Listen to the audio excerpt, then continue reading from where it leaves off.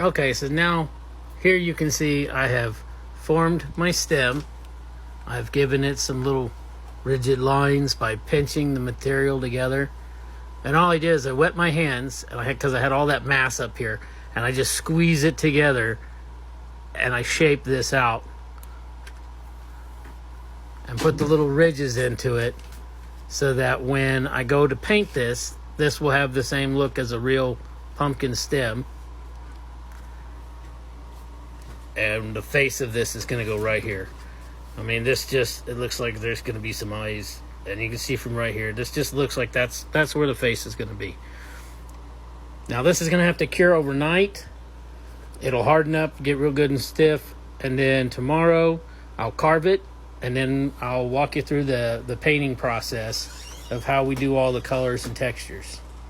Now another thing I'm going to be doing here after this project, and maybe I'll make a video, is I'm going to make copies of this skull. So if you're interested in that, leave me a comment in this video, and if I see some responses that want to see how to make copies of skulls, I'll create and share that video.